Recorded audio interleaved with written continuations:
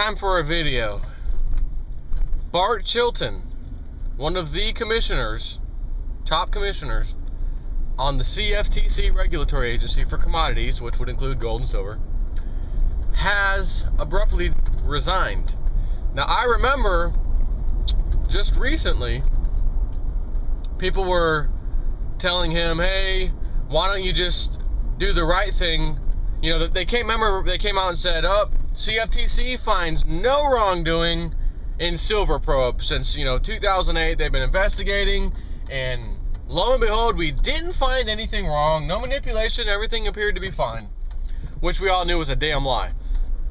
So people said, hey, why don't everyone send a letter or email Bart Chilton saying, hey, Bart, why don't you do the right thing and resign?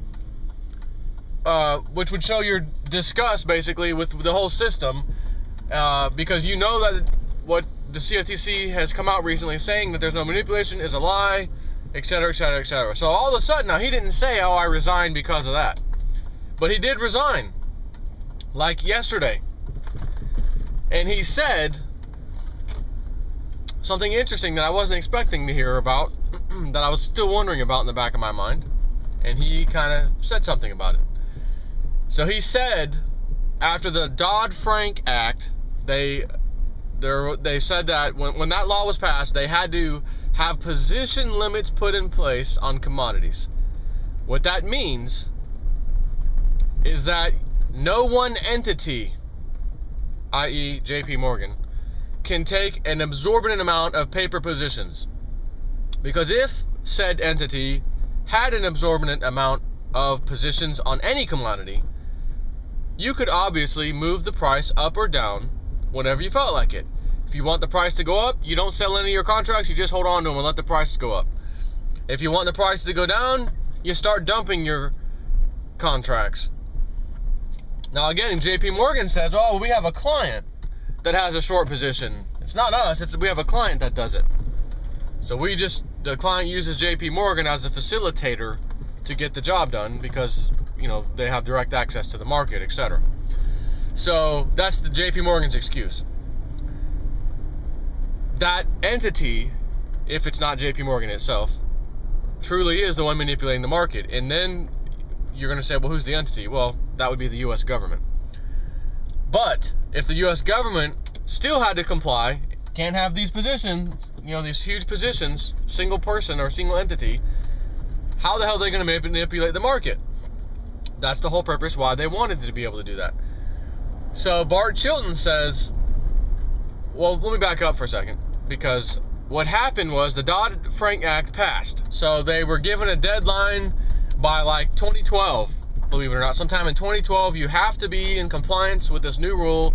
Position limits have to kick in, and then and that was for the spot month contract, and then a year later, the non-spot months kicks in to where they got to have position limits. So there's full position limits no matter how you spin it. That would have already been taking place, by the way. So a judge comes out last minute, stroke of midnight. Hold on a second. Federal judge out of New York. The CFTC failed to show why position limits were needed to begin with and didn't provide any evidence. So that part of the Dodd-Frank Act, I'm going to go ahead and strike out right now. Right. And that's what happened. And I covered it. So what he said, Bart Chilton, just yesterday, in regards to that, this whole time he's been trying to put something together to comply, I guess, with the judge. He has done so. It is ready to be implemented. It's fixing to be implemented so that they can start back over with the position limits and get that going again. Doesn't mean it'll get turned on immediately.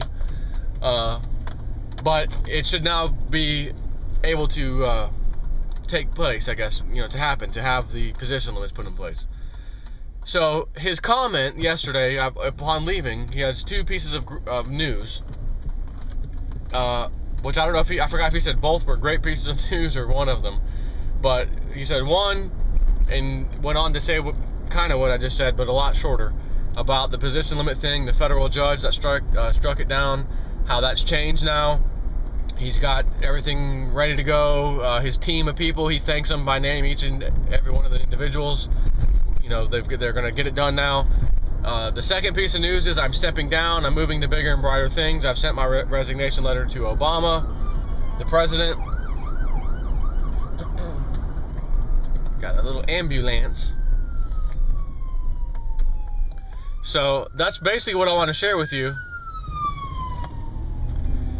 And all I can hope is that he's not leaving, and then all of a sudden, oh, well, now that Bart's gone, we're not going to continue on with this thing that he started putting in place for the position limits. The way he made it seem like was it's a done deal. It's now going to happen. Great news. It's going to happen whether I stay or go, and I'm leaving. So, again, could he say that, and then when he leaves, hey, wait a minute, why are you changing your mind all of a sudden? Absolutely. And to be honest with you, the government needs that to happen.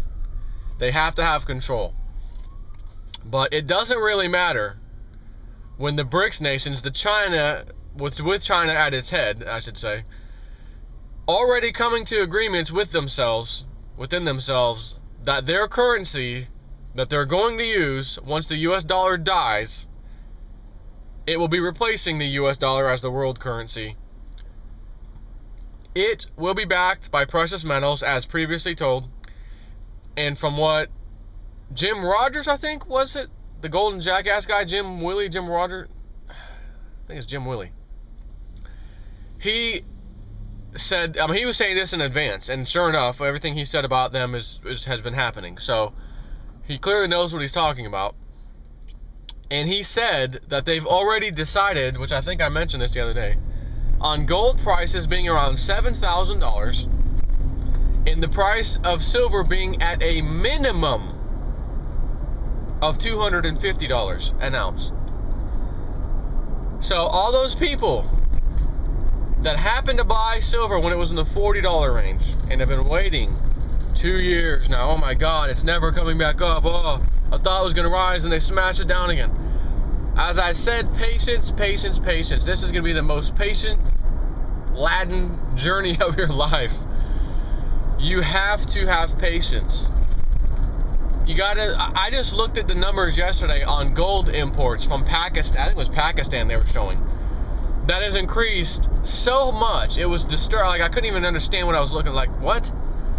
They've gone from 2011 to 2012, which in 2012 they had unbelievable numbers from 2011.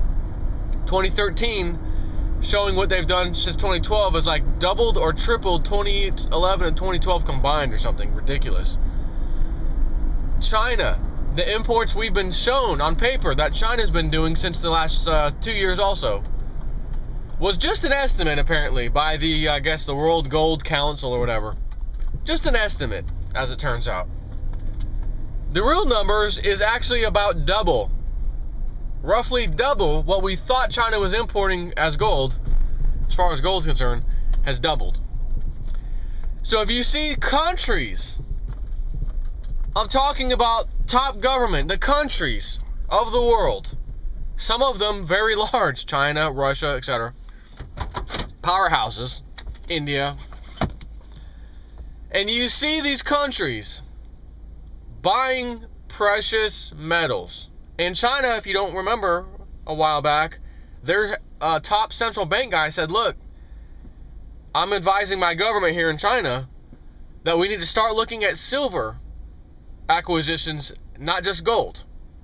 I think silver should be something else we basically store in their vault or whatever. First time I ever heard that.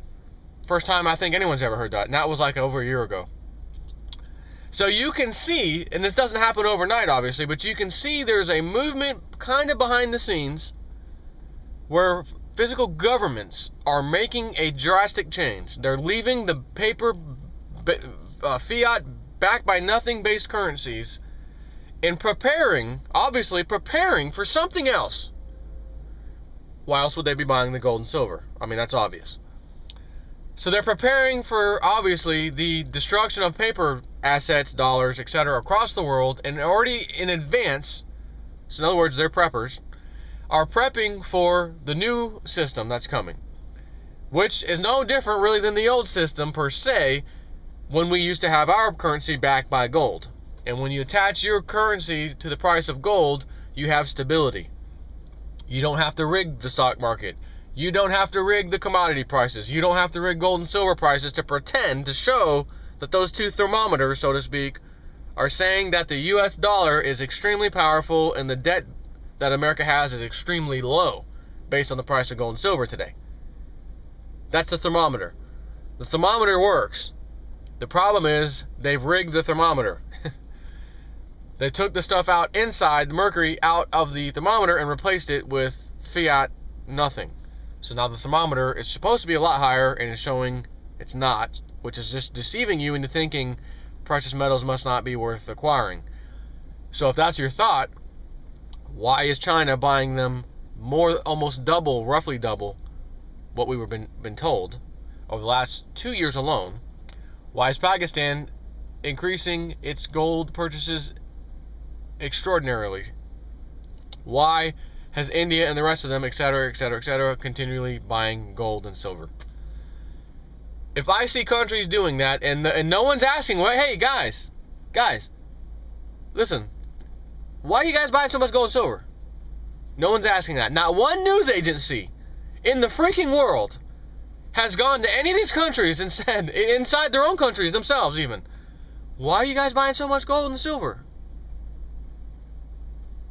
I have a sneaky suspicion their response would be maybe what Bernanke said, tradition. Because they don't want to let the cat out of the bag right now. They don't want to cause destruction instantly in the paper market, so they're going to pretend we're just buying it because we want it. No reason. Yet they've already have the agreement. It's on standby. It's already there. It's just waiting for the right moment. I'm going to go with that and say that's exactly why I'm going to have precious metals. If they're doing it, then by God, I'm going to do it. Because they're not doing it for... No one spends billions and tens of billions of dollars constantly buying something that's just for decoration, just for fun. There's no chance. So you better get it if you don't have it. And if you bought in at $40 range for silver, sit tight and just wait. It's going to be here very soon. Well, I say very soon, but that doesn't mean 2 or 3 years could go by. It'll be here soon enough.